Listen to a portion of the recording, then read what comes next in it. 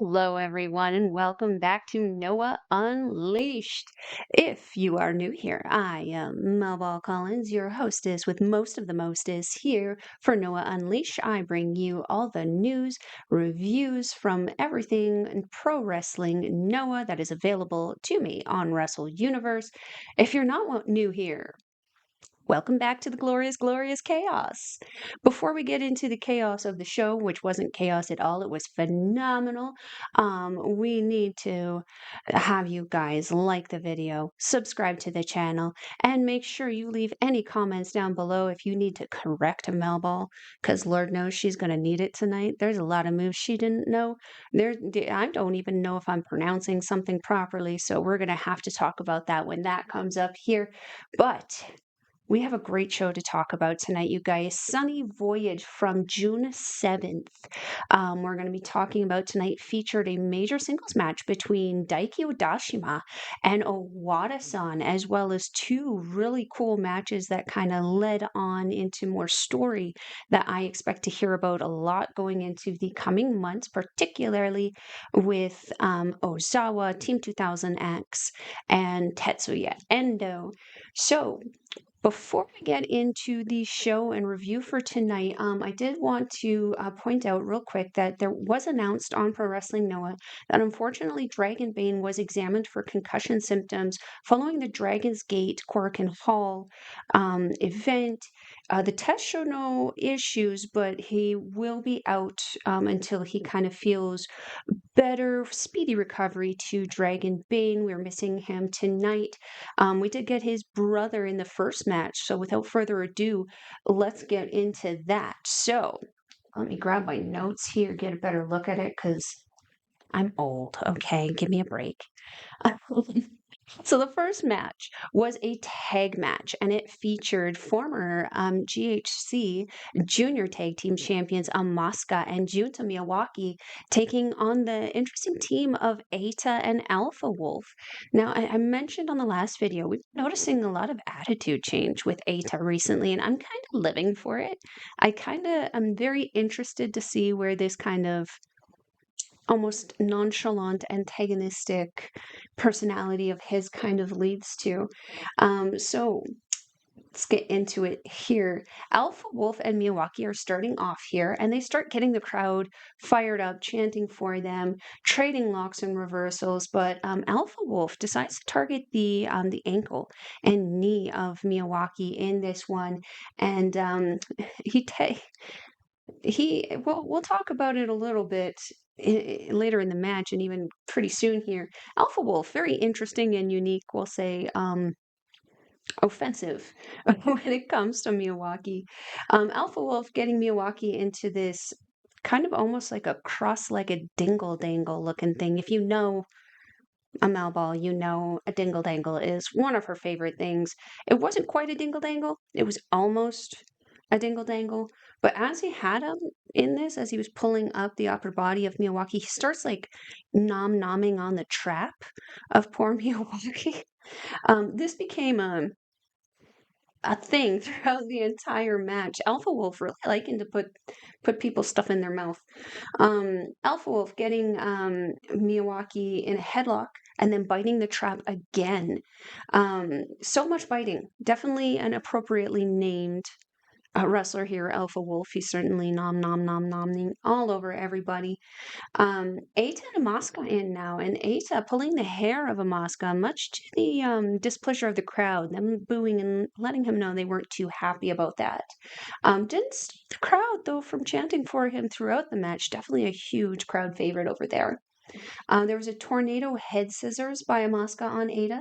There's also this half crab ankle lock that Alpha Wolf did on Miyawaki, where he starts biting on the foot of Miyawaki. It was adorable because after he was doing this, he's complaining to the ref. The ref is just like, I don't know what you're talking about. Like, what biting what? At one point he's just kicking his feet like, I want to go home. I feel that if I was getting bit on randomly, I would probably want to go home too. Alpha Wolf continuing to bite Miyawaki just on and off throughout the match until Mosca finally comes in to make a save. There was a knee lock bite. Like Alpha Wolf put Miyawaki in a knee lock and then started biting on his knee. It was just poor, just not a day for Miyawaki and stuff. And as I mentioned, I'm Canadian, so like every time I saw this, it was just, I'm gonna put the graphic and the little thing here right now. Don't you put it in your mouth. Don't you stuff it in your This face. is what I grew up with hearing. So I can't even. It's hilarious. Let's get back into the match here. Okay, huge pop-up Rana by AMAKUSA after exchanging back and forth with Alpha Wolf. Then Eita comes in. AMAKUSA ends up yeeting them both out and hitting them with a huge, amazing tope con hilo, taking them both out. Eita removing his shirt randomly, and the girls just lost their minds. It was adorable to hear them start. Oh, I will say though, Eita has been putting in a lot of time in the gym. He has been on his socials about that, and the arms, the gun show is coming along really nicely. Junta hitting Eita with a massive forearm, but then Eita taking the feet out from Miyawaki, causing him to fall off the corner. Alpha Wolf again biting and taking out AMAKUSA with a plancha. Snap suplex by Junta on Eita, followed by the Sunshine Schoolboy, but Alpha Wolf in to break that up. Junta goes for the Sunshine Driver, but Ava is able to kind of wiggle on out of there. Right after a series of reversals where Eita and Miyawaki are just going back and forth, you hear the announcement come on, 10 seconds left. And these guys keep going until the bell is ringing. Eita and Junta are exchanging pins, and even after the bell has rung, they're still trying to pick up that win. Unfortunately, they did reach the time limit draw, but like realistically, we, the audience, won in this one. You couldn't have opened up a show with a better combination of these guys. And these guys are so experienced at just being able to create an interesting and entertaining story out of absolutely nothing, just like that. Such talented guys. So from here, we're going to move on into match 2. And match 2 was a tag team match with Mohammed, Yone, and Super Crazy, taking on the team of Shuhei, Taniguchi, and Black Menso-re. Black Menso-re is kind of getting picked on lately, and this match was no different. Poor guy. I feel for him. So anyway, Black Menso-re did kind of come in getting teased by Super Crazy. It was a fun little match though. They're just goofing around, being silly. Super Crazy having some fun with Taniguchi with like the arm rings and reversals before kind of like having a bit of a standoff with each other before tagging out. I really love Mohammed Yone's wrestling. He's really, really good power wrestler and has some really, really fun taunts that he just randomly does his little disco pose. It's really fun. I lost my spot. Where'd we go? There we are. Black Menso-re follows up with a rope roll with his patented za, za, za, za. I absolutely love it. The crowd hugely behind Black Menso-re, cheering for him the whole time, almost confusing and upsetting Super Crazy at times, which I found really, really funny. Taniguchi comes in for a double team with Black Menso-re, and I don't know what communication error happened here, but Taniguchi went to set up for a double suplex, and Black Menso-re went to set up for a double, I'm going to assume, back body drop. Glorious chaos ensued as these guys couldn't figure out what they were supposed to be doing. And then Super Crazy and Mohammed Yone are able to kind of get out of the situation. Black Menso-re then gets beat down, but the crowd again solidly behind him, cheering for him the whole time, much again to the frustration of Super Crazy. Menso-re hitting a diving za, but it is blocked by Menso-re by Yone. But Menso-re follows up with a huge drop kick, bringing down Mohammed Yone. Menso-re trying the rope walk, but Yone on the other side of the ring manages to shake the ropes and make him wiggle enough that he fell down. I've really come to appreciate the work that Menso-re does. I call him, as a term of endearment, a Yano-ish character. I didn't really like Yano in New Japan, but he has grown on me as I've noticed his functionality and what it is that he does. But Black Menso-re is just, I don't know, he's better. I really enjoy him. I always find it funny when he comes out. I like his mannerisms. I like his long live the za.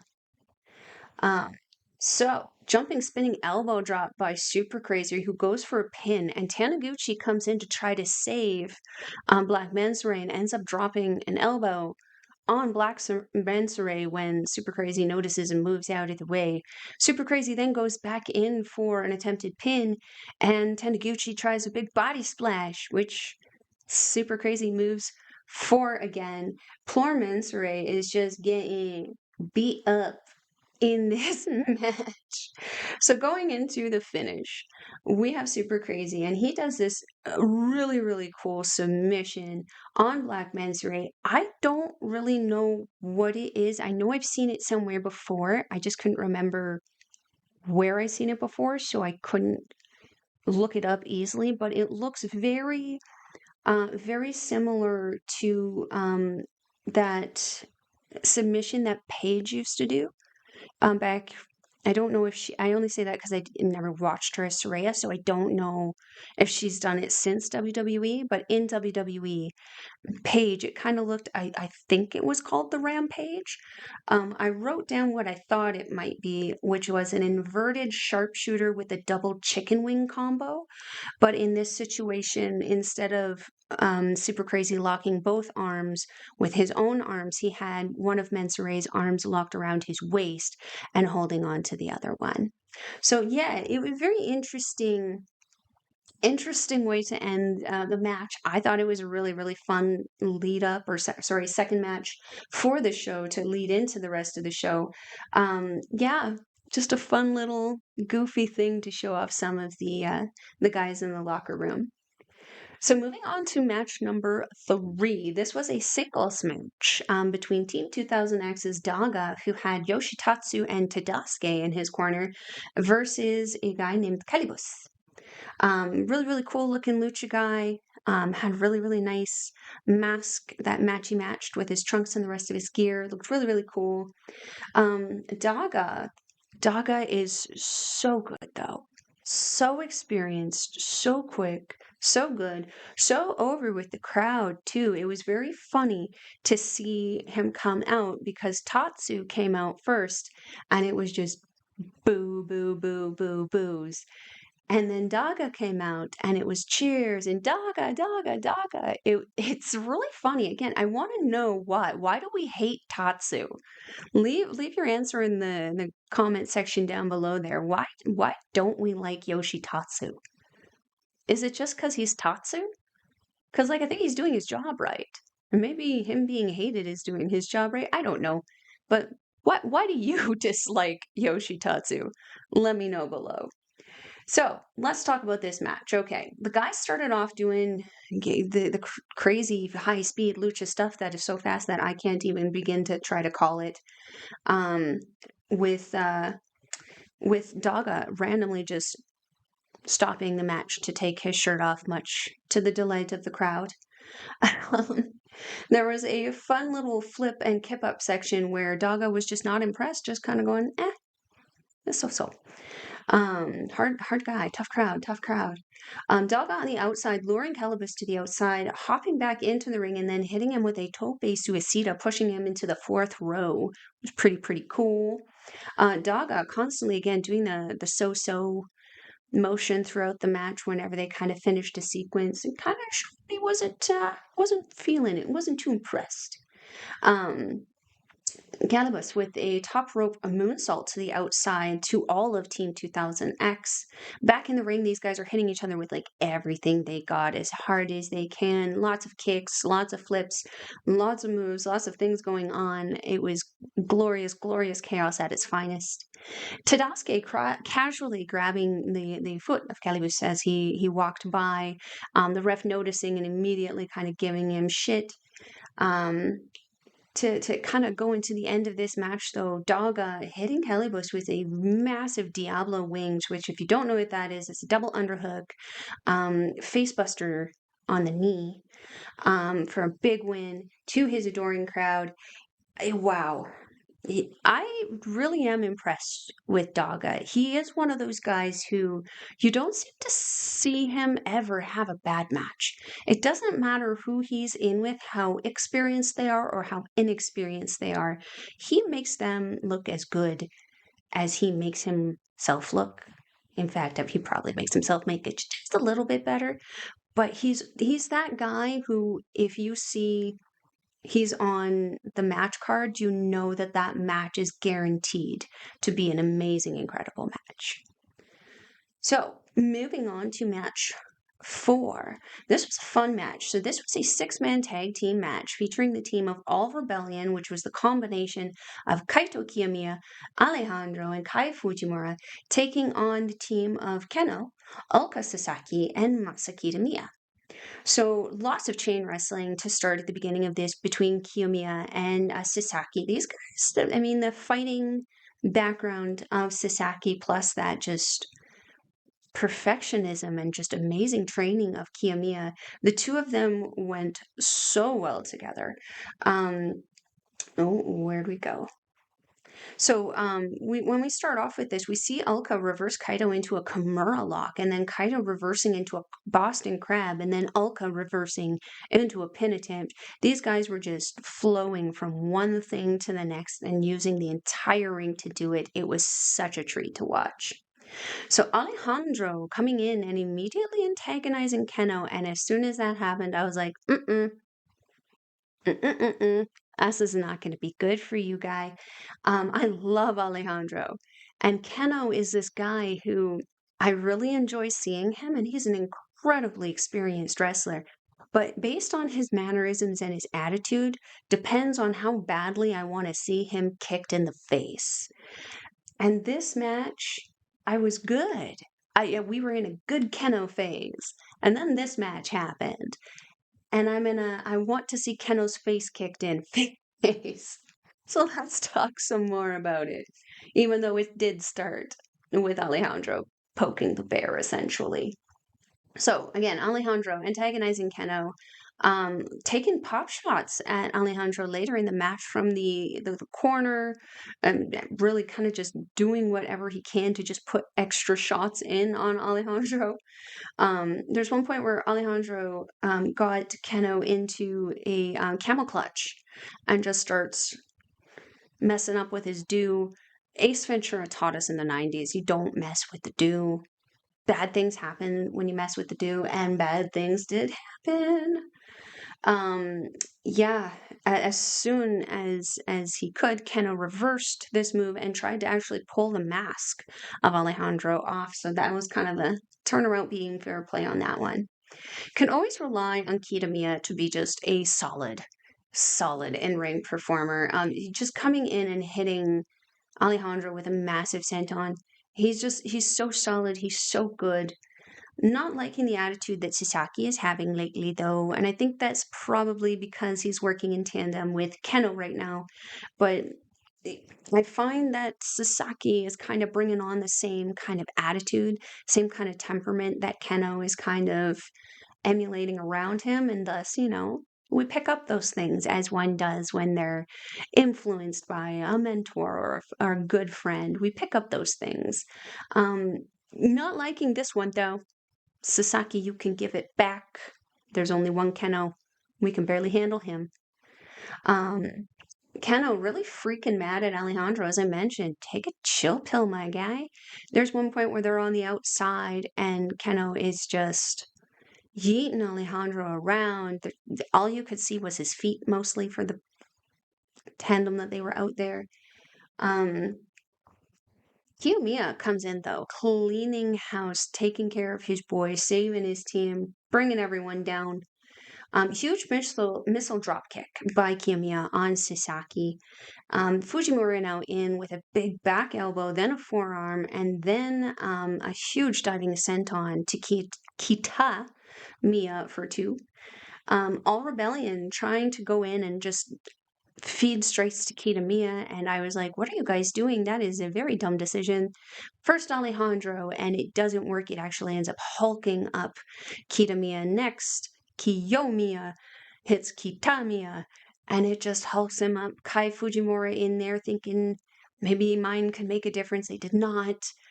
It ended up just hulking up Kitamiya, and he clears house of all rebellion. All rebellion. They all rebelled. Fujimura jumps into a massive Samoan drop accidentally by Kitamiya. Probably didn't want to do that. Again, just this. There was a limbic slam. So the finish kind of came. Kitamiya feeds a lariat and then goes for a waist sidelock suplex on Kai Fujimura for the win. Kenoh just still being a dick to Alejandro post-match. Again, I don't like the attitude, but again, it makes for good entertainment. So I figure if this leads to me seeing Alejandro and Kenoh in a one-on-one match or a tag match, potentially maybe between Kai and Alejandro, maybe for those tag titles, I don't know. Interesting though, afterwards, Kiyomiya is going for a handshake with Kenoh, and Kenoh responds by dropping down and doing his fist pose. Don't understand why he did that. Kind of unnecessary. But it does kind of lead into that thing that I was mentioning where Kenoh goes through spells. Sometimes you really want to kick him in the face. And I was mentioning this match really made me want to see him get kicked in the face. Who better to kick him in the face than Kiyomiya? Especially when they used to be faction members before Kenoh left to join Kenta and Sasaki. So I don't know. I'm interested to see kind of where it goes, but at the same time, leave Alejandro alone. Watching you, Mr. Fist. Anywho, we're going to move on here to match number 5, which was a 3-way match that I was calling just the Passion Triforce match between Manabu Soya, Daiki Inaba, and Saxon Huxley, all of Passionate Retells. And Manabu Soya and Daiki Inaba are actually the current GHC World Tag Team Champions. So, this was a very interesting battle, and this is where I'm concerned that my pronunciation of what it is that they're saying is right. I believe they're saying passion. I believe that word is jonetsuta. I hope it's right. That's what I kept hearing. And that's what I hope I was taught in this match, because it was certainly the one word I heard the most of. So let's get into it. The Passionate Trio, the Triforce of Passion, if you will, getting into the ring and hulking up their passion and trying to get the crowd as hulked up in their passion as they are. These guys were going to every corner, going down into the crowd. John is there! It was gold. It was really, really funny. There was one point where Soya goes to do his rope shake, his Jonas Stash, and Inaba runs up behind him and does a roll up suddenly, much to the dismay and joyous hilarity of Huxley in the background.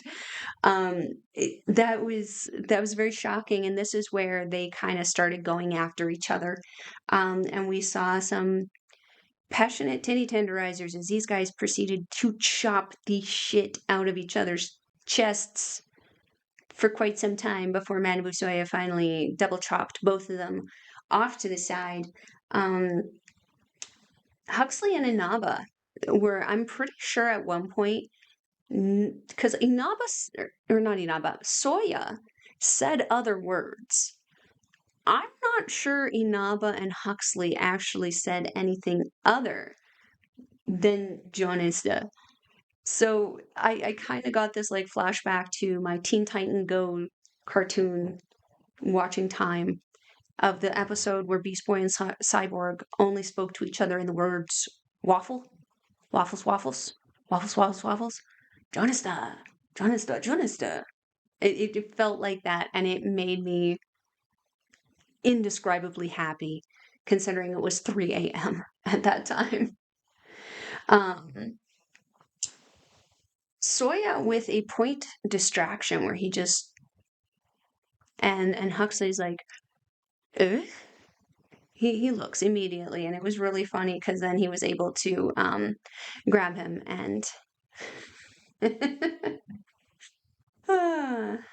yeah, these guys were just, they were absolutely hilarious. Inaba has this really fun move that he does where he essentially turns himself into a battering ram. Usually he has his partner in Soya or Huxley usually yeeting him into the corner to do this kind of battering ram. He was his own battering ram this match, and it was hilarious. There was a fun pin attempt where Huxley ended up trying to go and break up the pin with Inaba. Huxley ends up on top of Soya, and then Inaba does a big body splash on top of Huxley, only to be yeeted by Huxley to break up the pin. I thought it was really adorable, just the way he just yeeted him. More chops. Lots of chops. Lots and lots and lots of chops and forearms. Lots of strikes. Lots of heavy strikes. This was just essentially the three powerhouses getting in the ring together and beating the snot out of each other. So Inaba and Soya exchanging pins and moves, but Soya is actually able to catch Daiki Inaba with a backslide to win the match here. Very subtly. Daiki didn't seem too happy after, but everyone left passionately happy afterwards. Really fun match. Really, really fun way to kind of go into the intermission, which was brief. Very brief, even for me. And I was in bed already. So from here, we're going to go match 6, which was a tag team match that I was looking forward to. Because Hayata and Yohei were in it. Yohei being the current GHC, Junior Heavyweight Champion. And they were taken on Atsushi Kotoge and Hajime Ohara. This was so much fun. This was so much fun. And this was one of the builder matches that I had mentioned at the beginning of the show, where I thought that there was definitely some story building here, particularly going with Yohei and Kotoge going into their match on the 21st. So, starting this match off, Kotoge immediately approaching the corner as soon as the ref has done his checks and stating he wants Yohei. A little awkward. The guy, Rattel, looked a little sheepish, but Hayata was kind of watching his buddy's back. There's one point where Kotoge starts choking Yohei against the ropes and then pulls him to the outside. Outside, they're just beacon, and also I'm going to mention at this point on the outside, Yohei is not the legal man. On the outside, Hayata is the legal man.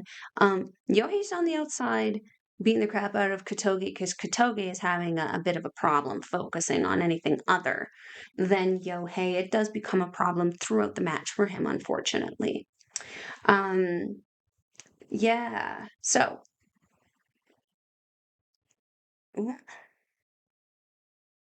Okay, there we go. So on the outside, Yohei then tricks Kotoge to run out, but then runs to his corner and then tags in Hayata. I thought that was really funny, just because like you don't typically see Yohei running like that. Usually Yohei's that kind of Leroy Jenkins guy. He kind of runs straight into things. So yeah. So again, at this point, Hayata having difficulty maintaining attention from Kotoge because Kotoge is so focused, and he continues to go fight with Yohei despite him not being legal. Ohara is able to eventually kind of get his partner kind of back into reality. And I think this is why Ohara and Kotoge work so well together as a tag team, is that they even out each other's extremes. Because Kotoge seems to be right now, very emotional, radically emotional, and very negatively driven at this point with his frustration with Yohei. Whereas Ohara is kind of the opposite. He's kind of that like dancy, happy guy who gets the crowd going, and the crowd is very excited to see. So I think that they kind of help balance each other out, especially when matches like this are kind of going on. So, I was gonna say though, I was a little disappointed that Hayata didn't go out to assist Yohei at one point, but then I kind of remember Rattels are kind of like Los Ingobernables de Japón in this idea that they don't really help each other unless it's absolutely necessary. They kind of mind their business and let people kind of handle their own. So, at this point, Yohei yeets Kotoge 4 rows into the chairs, which I thought was pretty cool. Tilt-a-whirl backbreaker by Ohara on Hayata, followed by a pump handle backbreaker for 2. Ohara has such a very interesting move set that is just every time he gets in there, I'm just like, wow, that's so cool. Ohara does this move called Muy Bien, which is a hammerlock single leg crab on Yohei, but it is broken up by Hayata. Kotoge going for his rope submission. I don't know what this is, but it is a choke on the ropes where he just like wraps his legs around the throat and then kind of hangs out the ropes. Minoru Suzuki also did something very similar in his time in New Japan. And he gets it on both Yohei and Hayata. And the ref has him break it up before 5. Big series of reversals kind of coming in here between the champion and Kotoge, where they are just exchanging moves, exchanging pin attempts, exchanging everything before Kotoge is actually able to catch the champion with a Maxim cutter, which is that rolling into the cutter, and then a pop-up knee by Kotoge on Yohei.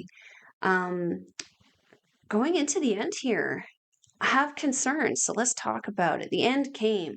Yohei locking up the arms of Kotoge and performing his own finish, the kill switch, on Atsushi Kotoge. Now, I'm interested in what you guys think about this one. We'll talk about it, I think, a little bit more at the end of the show. But this kind of, yeah, for me, that's usually not a good thing to do. I don't know if it's maybe just North American style wrestling, but here, if you do that, if you steal someone's move when you're going into the lead-in for a feud, that typically means that you're not going to be winning that feud, which scares me because I love Yohei being the champion right now. So we'll leave that for now. We'll talk about that again at the end of the show here. But for now, let's go into match 7, which is a singles match, the match I've been waiting for. Daiki Odashima taking on Owadasan.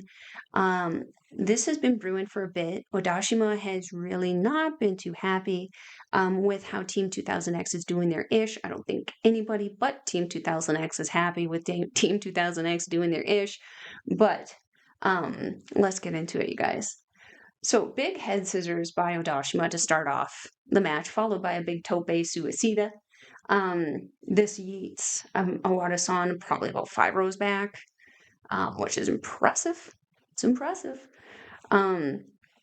Owadasan, however, gains the upper hand very, very quickly. And on the outside there, they stayed outside for a pretty long time, yeeting Owadasan into the chairs as well. There's one point where Owadasan is pulling out a bunch of folding chairs. It kind of looks, because the camera, you couldn't really see what was happening just because of the camera was a stationary one.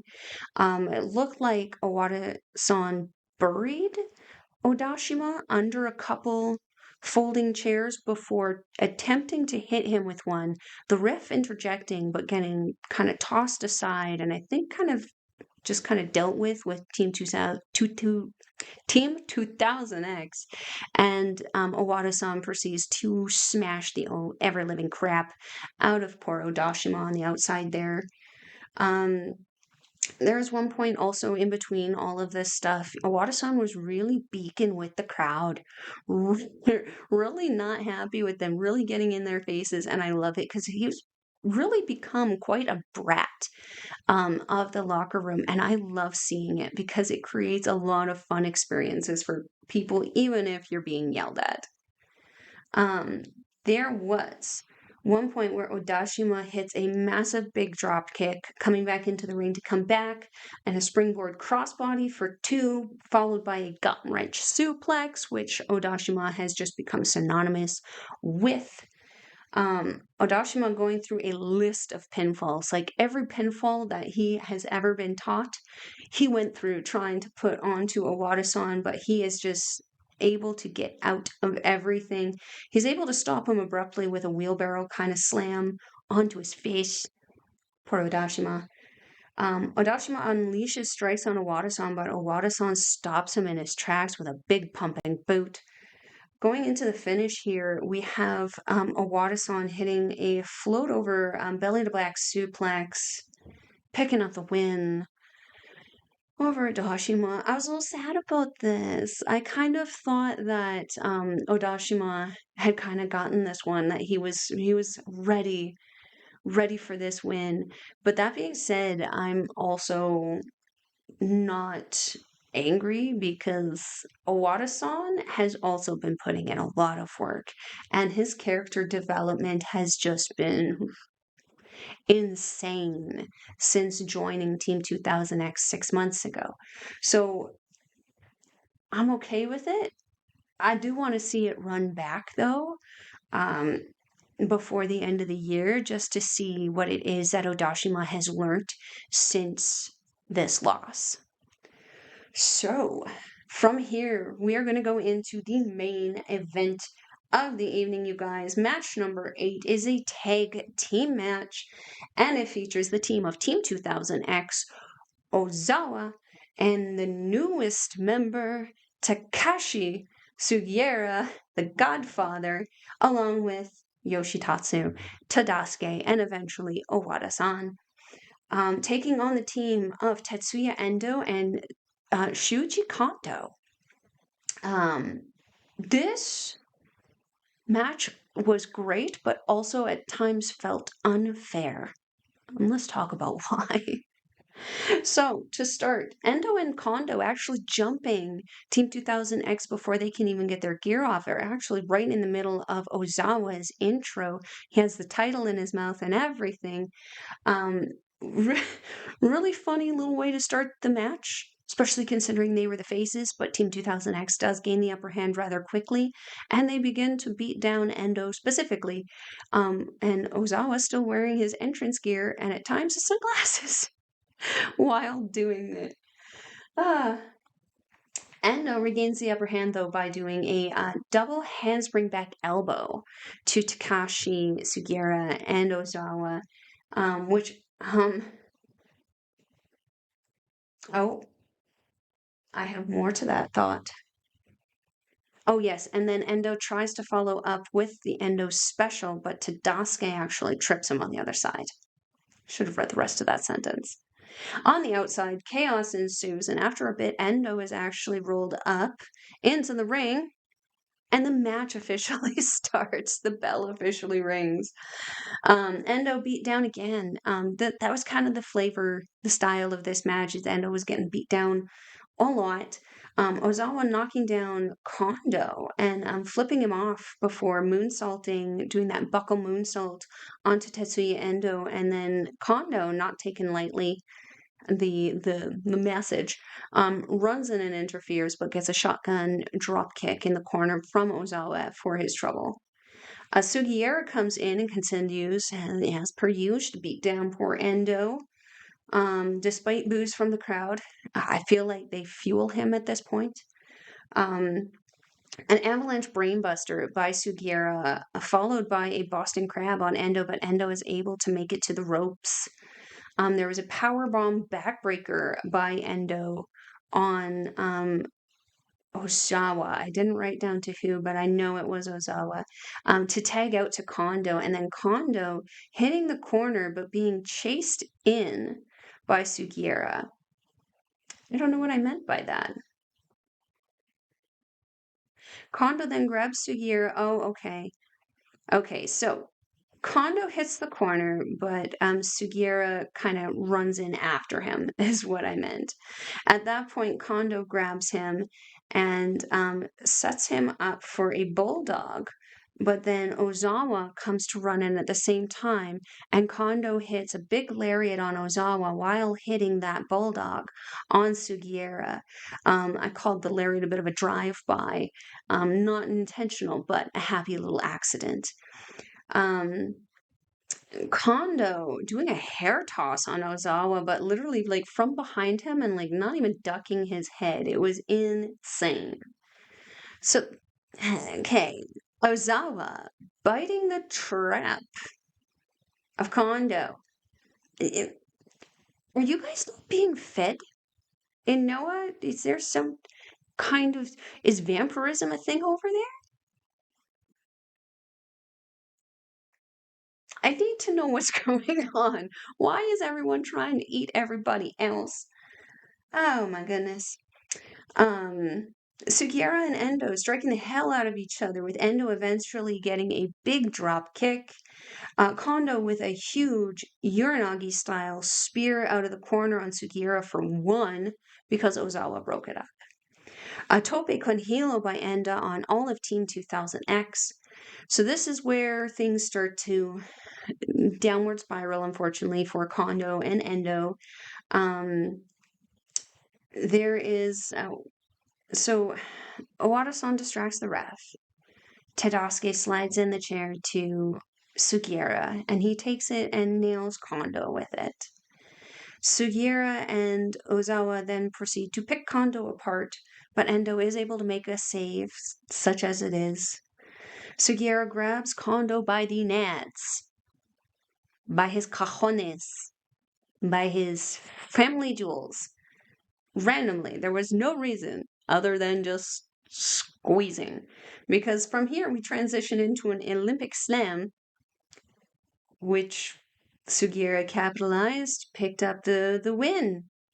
I don't understand why the grabbing had to happen, but it is what it is. Team 2000X stands tall after this match. They yeet Endo out of the ring and proceed to have their little happy fun time to celebrate their win at the end of the show. I'm excited. That noise might not have been thought it like made you think that, but I am very excited because I love Ozawa as a champion right now. I love what he is doing with the title. I love what he is doing with the character. It is fun. It is interesting. It is different. It's obnoxious, but still functional, which is phenomenal. He can talk, he can wrestle. Cringe is not a thing for him. He's so good. But then having someone as facey and over, because the crowd is very much back on the Endo train. I'm curious to see what happens if we get a one-on-one match between Tetsuya Endo and Ozawa for that title. But that brings us to the end of the show. That is the June 7th Sunny Voyage Show. What did you guys think? Did you guys have a chance to watch the show? What did we think of Owadasan taking on and beating Daiki Odashima. Did you guys think that Owadasan kind of had this guy in the bag, or did you think that Daiki was gonna pick up the upset here? What do you guys think about the whole situation with Yohei and Atsushi Kotoge and the GHC Junior World Heavyweight Championship? How is Yohei going to combat this? Because yes, he picked up a win, but I am concerned about the curse of the stealing moves. But then again, one could argue Ozawa steals his opponent's moves all the time. He's not paid for it. Maybe Yohei won't either. That's the hope, because I don't want to see Yohei lose that title yet. As much as I love Atsushi Kotoge and his style of wrestling, I feel that Yohei is a very unique, very fun, very over-the-top personality that does really well in getting attention for Pro Wrestling Noah. I feel the style in which he does his promos is fun, it's nonchalant, it's him. It's genuinely him, and I find it very cool to watch and also a very fun way to represent the division. What do we think? What do you guys think about the betrayal of Takashi Sugiura and how he is doing things in Team 2000X? Do you see him staying there pretty long? Do we see him defecting eventually? I think we're going to have to wait and see what benefits he kind of gets from being in Team 2000X, but I suspect he's going to be a good, useful person over there for a good long while.